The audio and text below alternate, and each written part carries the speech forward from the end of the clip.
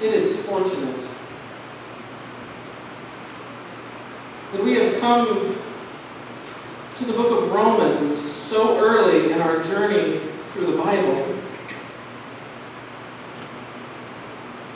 Because Romans 1 provides what I believe is a crucial key to understanding God and much of his actions throughout the rest of the Bible.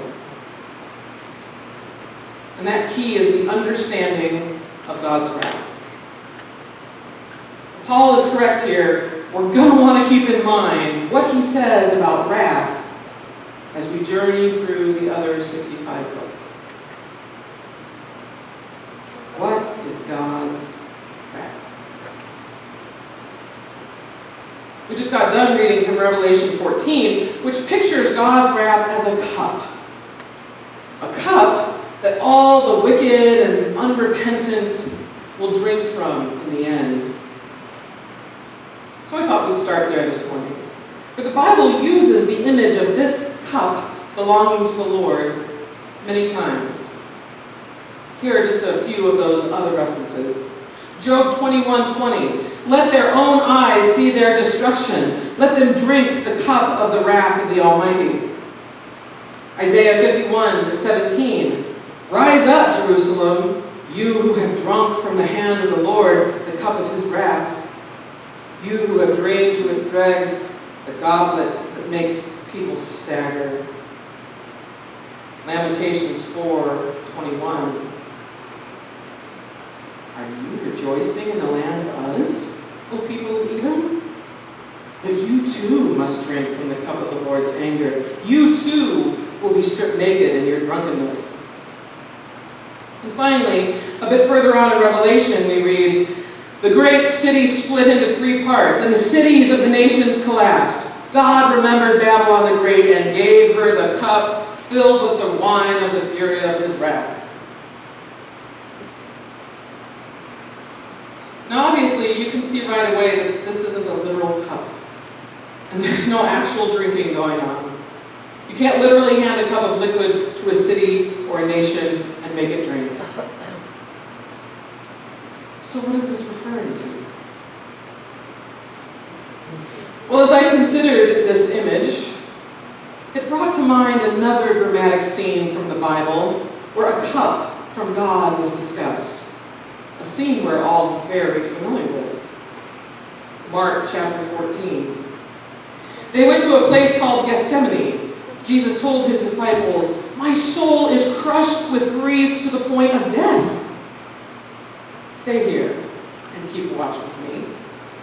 He went on a little farther and fell to the ground. He prayed that if it were possible, the awful hour awaiting him might pass him by. Abba, Father, he cried out. Everything is possible for you. Please take this cup away from me. Yet I want your will to be done, not mine. Just a few days earlier, when his disciples had been fighting over who would have the positions of greatest honor in the kingdom, Jesus had asked them, you don't know what you're asking. Are you able to drink from the bitter cup of suffering I am about to drink?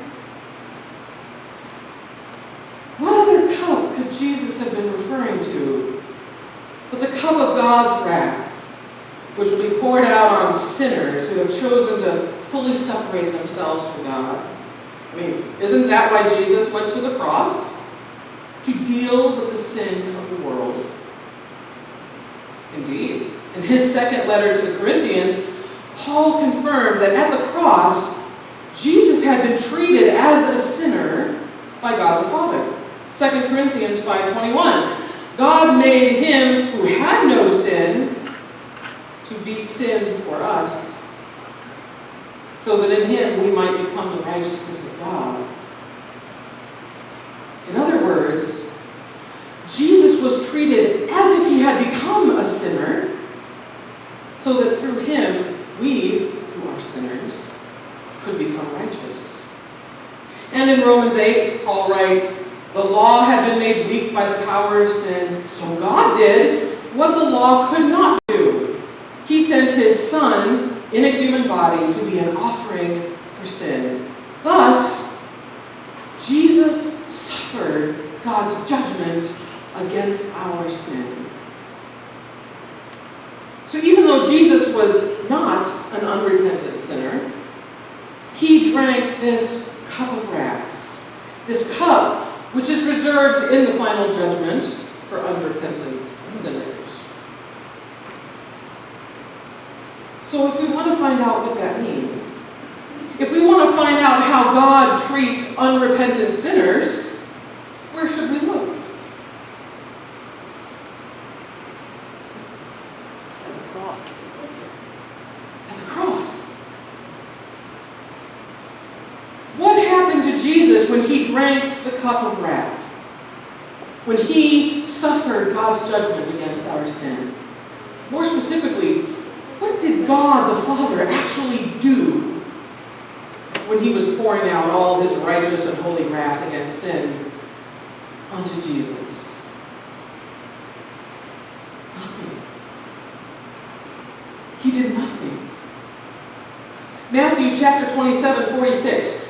About 3 in the afternoon, Jesus cried out in a loud voice, Eli, Eli, lema sabachthani, which means, my God, why have you forsaken me?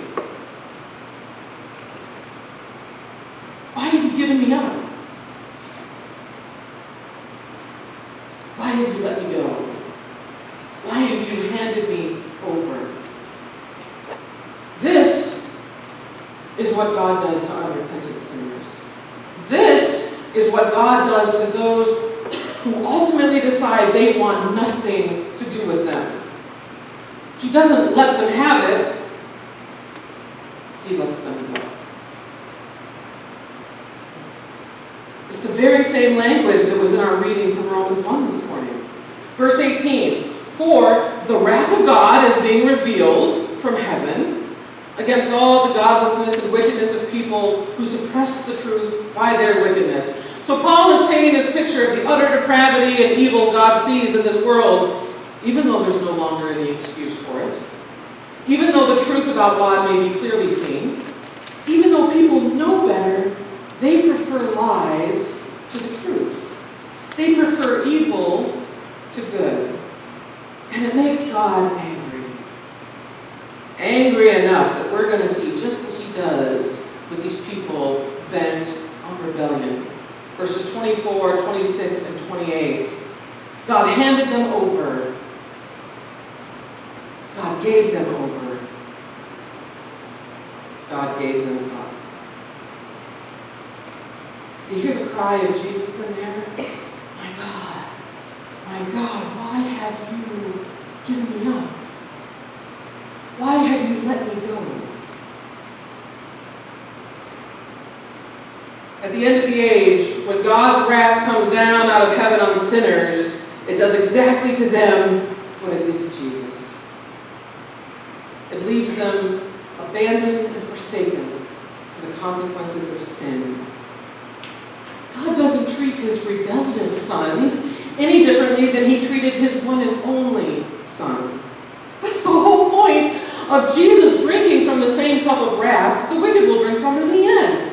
So we would know what God is planning to do to those who have rejected him.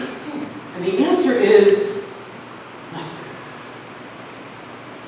For our great God, whom we all know as a giver, is also a giver-upper. If God didn't torture Jesus on the cross, then he is not going to torture wicked sinners at the end of the world. If God didn't execute Jesus on the cross, then he is not going to execute wicked sinners at the end of the world. No, he will do to wicked sinners at the end of the world exactly what he did to Jesus on the cross. Hand them over to receive the wages of sin. That's it. This is the essence of God's wrath. That in a universe where both freedom and sin are realities, surrender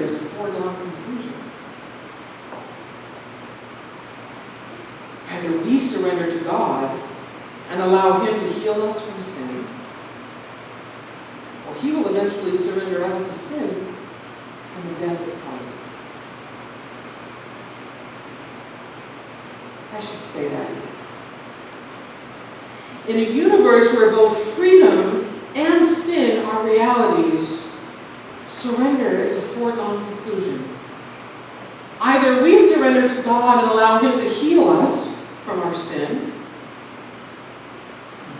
or He will eventually surrender us to sin and the death that it causes. Either we surrender or He surrenders. As C.S. Lewis put it so succinctly in his book, The Great Divorce, there are only two kinds of people in the end. Those who say to God, "Thy will be done," and those to whom God says, in the end, "Thy will be done." Both groups will stand before God on that great day of judgment. Jesus and the New Testament writers spoke of that day often, when all the righteous and the wicked will be brought out of their graves, and we will all be together, standing there before our Creator. And right now, little by little, day by day, we are choosing which group we will belong to. With every encounter we have with the Spirit who brings truth to our hearts, we are choosing which group we will belong to by how we respond to that Spirit. Little by little, day by day, we are either hardening or softening our hearts a little more by the choices we are making. And by the time we get to that day, there will only be two groups of people. Those who still have hearts that are open to the Spirit, and those who have fully hardened their hearts and separated themselves from God. The Bible refers to these two groups of people as the righteous and the wicked, or sometimes the sheep and the goats. But they could just as easily be called the free and the slaves. See, by that point, those who have chosen the path of evil time and time and time again will be completely enslaved to their sin. By closing themselves off from the Spirit, by fully hardening their hearts, they will no longer be capable of turning around and embracing life. By their persistent rebellion, they will have obliterated their freedom to choose anything other than death. They will have lost their capacity to respond to that everlasting love of God. That's the picture of the depravity in Romans 1, and of a God who finally gives up on His rebellious children when it's apparent that there's absolutely nothing more He can do for them. They have refused to listen. They have refused to respond. And they have refused to accept God's healing intervention in their struggle with sin. Thus, in the end, God will hand them over to their sin, just as He handed Jesus over to sin. And it will destroy them, just as it destroyed them. But it is of the utmost importance to understand that ultimately, unrepentant sinners do not die at the hands of God. It was so important, in fact, that Jesus came to die this very death, to die as a sinner. So we could see and understand that as sinners, we have nothing to fear from God. Death is the inherent consequence of sin, not the imposed punishment of God. If God inflicted no punishment on Jesus while He hung on the cross, but he also will not inflict punishment on sinners at the end. God is good, not evil. God is life, not death. God is mercy, not vengeance. God is justice, not retribution. God is love.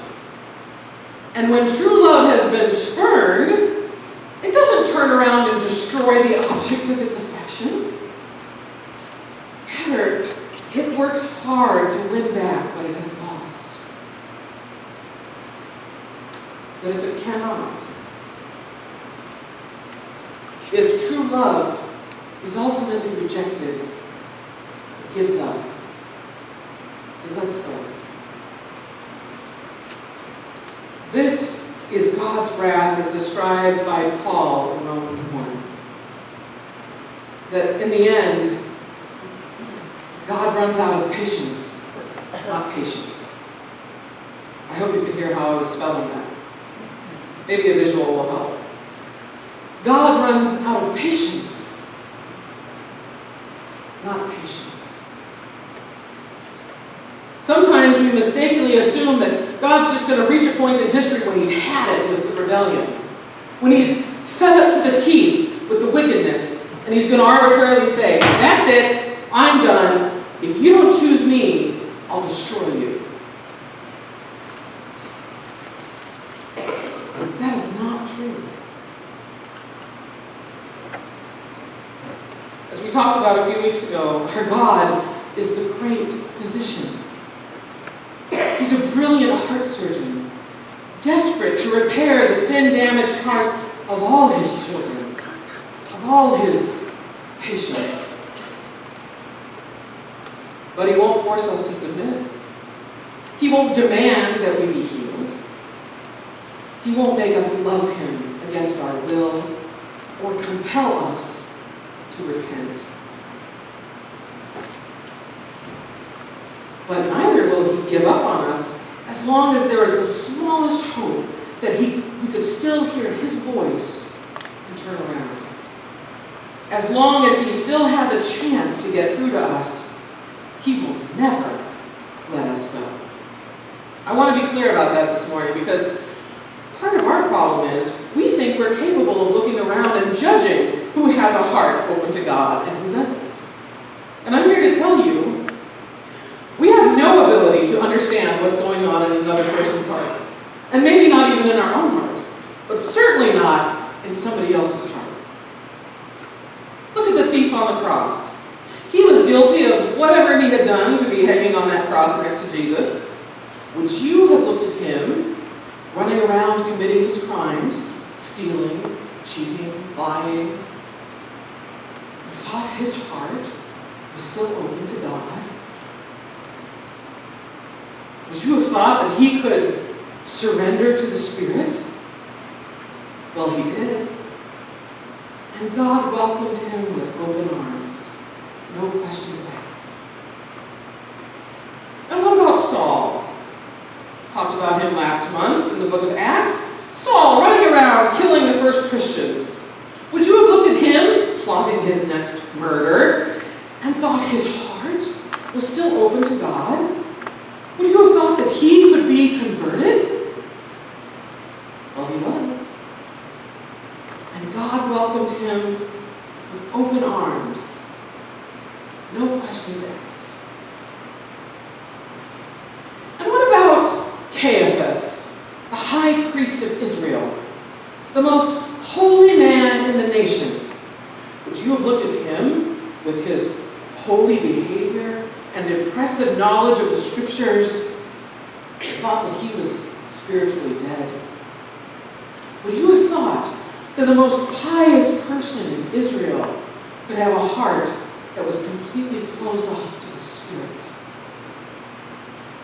Well, apparently he did. And God's arms were wide open for him too. But Caiaphas would not be embraced. You see, we just look at another person, even if they're hurting themselves or others, and make any judgments about the condition of their heart. Only God knows the heart. And only He knows when there is nothing more that can be done to save a person. God doesn't need us to be behaving in a certain way. He only needs us to still have the capacity to hear His voice and respond. And as long as we still have that capacity, God will never give up. He will relentlessly pursue us. He will stop at nothing to win us back. God loves us with an everlasting love. He will never run out of patience. And in the end, the Bible says He will run out of patience who are willing to be healed. And when God finally runs out of those kind of patience, He will pour out the cup of His wrath. Meaning, He'll finally give up and let it go. His wrath is not some sort of angry vengefulness. It's so important that we bear that in mind as we read through the rest of the Bible, particularly the Old Testament. His wrath is not some sort of angry vengefulness. It's surrender. For in a universe where both freedom and sin are realities, surrender is a foregone conclusion. To think that the God of the universe will surrender to His own creatures is a humbling, yet somehow horrifying thought. But that is the reality of wrath. Either we surrender to God, or He will eventually surrender to us. And the astounding thing is, we're the ones who live it. Let's pray.